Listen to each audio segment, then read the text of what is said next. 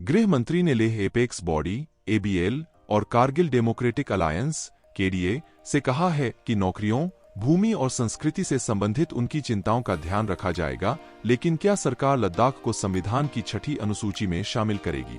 नमस्कार, स्वागत है आपका भारत व्यू पॉइंट चैनल में। आज के इस वीडियो में हम जानेंगे क्या है धारा 371 और लद्दाख में आंदोलन क्यों चल रहा है और अब सरकार ने क्या बड़ा ऐलान किया। इन सब के बारे में हम इस वीडियो में जानेंगे। अगर आपने अभी तक हमारे चैनल को सब्सक्राइब नहीं किया तो जल्दी से सब्सक्राइब कर लें ताकि ऐसे महत्वपूर्ण अपडेट आपको समय पर मिलते रहे। तो चलिए वीडियो को शुरू करते हैं और सबसे पहले जानते हैं कि हुआ क्या है।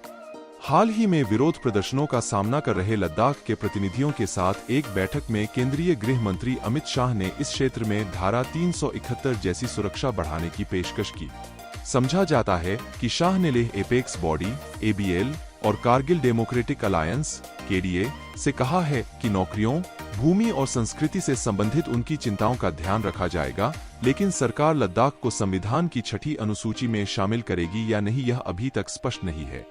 आइए जानते हैं संविधान की 6ठी अनुसूची क्या है।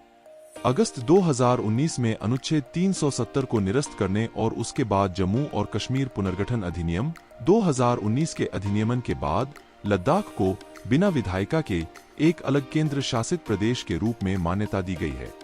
नई दिल्ली और पांडिचेरी जैसे केंद्र शासित प्रदेशों की अपनी विधानसभाएं हैं।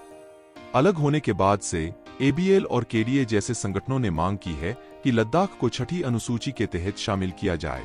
इस अनुसूची में असम, मेघालय, त्रिपुरा और मिजोरम राज्यों में जनजातीय क्षेत्रों के प्रशासन से संबंधित प्रावधान शामिल है। इस अनुसूची के तहत शामिल किए जाने से लद्दाख को स्वायत्त जिला और क्षेत्रीय परिषद (एडीसी और एआरसी) बनाने की अनुमति मिलेगी। जनजातीय क्षेत्रों का प्रशासन करने की शक्ति के साथ निर्वाचित निकाय। इसमें वन प्रबंधन, कृषि, गांवों और कस्बों का प्रशासन, विरासत, विवाह, तलाक और सामाजिक रीति रिवाजों जैसे विषयों पर कानून बनाने की शक्ति शामिल होगी। लद्दाख में अधिकांश आबादी अनुसूचित जनजाति की है। एडीसी और एआरसी अनुसूचित जनजातियों के पक्षों के बीच विवादों का फैसला करने के लिए ग्राम परिषदों या अदालतों का भी गठन कर सकते हैं और उनके द्वारा बनाए गए कानूनों के प्रशासन की निगरानी के लिए अधिकारियों की नियुक्ति कर सकते हैं। ऐसे मामलों में जहां अपराध मौत की सजा या 5 साल से अधिक कारावास से दंडनीय है, राज्य के राज्यपाल एडीसी और एआरसी को देश के आपराधिक और नागरिक कानूनों के तहत मुकदमा चलाने की शक्ति प्रदान कर सकते हैं। अनुसूची एआरसी और एडीसी को भूमि राजस्व एकत्र करने, कर लगाने, धन उधार और व्यापार को विनियमित करने, अपने क्षेत्रों में खनिजों के निष्कर्षण के लिए लाइसेंस या पट्टों से रॉयल्टी एकत्र करने और स्कूलों, बाजारों और सड़कों जैसी सार्वजनिक सुविधाएं स्थापित करने की शक्ति भी देती है। आइए समझते हैं कि संविधान के अनुच्छेद 371 के तहत क्या सुरक्षा प्रदान की जाती है। अनुच्छेद 371 और 371 ए से लेकर जे विशिष्ट राज्यों के लिए विशेष प्रावधान प्रदान करते हैं, अक्सर कुछ धार्मिक और सामाजिक समूहों को प्रतिनिधित्व देने के लिए, और इन समूहों को राज्य और केंद्र सरकारों के हस्तक्षेप के बिना अपने मामलों पर स्वायत्तता का प्रयोग करने की अनुमति देते हैं।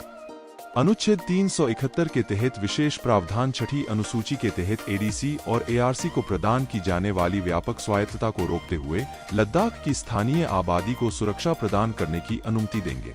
जब संविधान पहली बार लागू हुआ तो अनुच्छेद 371 अकेला खड़ा था, जिसके तहत महाराष्ट्र और गुजरात में कुछ क्षेत्रों के समग्र विकास और सरकारी व्यय की आवश्यकता का आकलन करने के लिए विकास बोर्ड के निर्माण की आवश्यकता थी।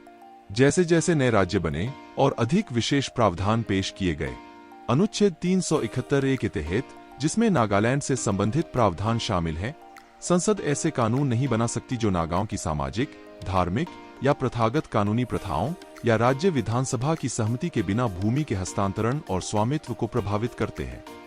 अनुच्छेद 371 जी के तहत मिजोरम के मिजोवासियों को भी इसी तरह की सुरक्षा प्रदान की गई है। अनुच्छेद 371 बी और सी असम और मणिपुर की विधानसभाओं में विशेष समितियों के निर्माण की अनुमति देते हैं। इन समितियों में क्रमशः आदिवासी क्षेत्रों और पहाड़ी क्षेत्रों से चुने गए विधायक शामिल होते हैं। जनसंख्या के विभिन्न वर्गों के अधिकारों और हितों की रक्षा के लिए सिक्किम विधानसभा अनुच्छेद 371 एफ में आरक्षण प्रदान करने के लिए विशेष प्रावधान भी पेश किए गए हैं। विशेष रूप से नागालैंड, मणिपुर, सिक्किम, मिजोरम, अरुणाचल प्रदेश 371 एच और गोवा 371 आई के लिए विशेष प्रावधान इनमें से प्रत्येक राज्य के आधिकारिक तौर पर बनने के तुरंत बाद पेश किए गए थे।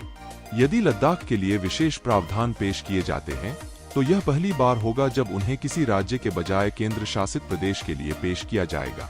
मीडिया रिपोर्ट्स में कहा जा रहा है कि गृह मंत्री लद्दाख प्रतिनिधिमंडल को आश्वासन दिया कि सरकार पहाड़ी परिषदों के माध्यम से स्थानीय लोगों का प्रतिनिधित्व और भागीदारी सुनिश्चित करेगी और सार्वजनिक रोजगार में 80% तक आरक्षण प्रदान करने को तैयार है।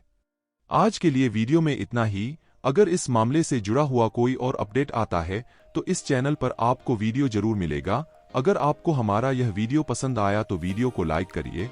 अगर कोई सुझाव हो तो हमें कमेंट में बताएं और चैनल को सब्सक्राइब करना मत भूलिएगा। मिलते हैं अगले वीडियो में। जय हिंद।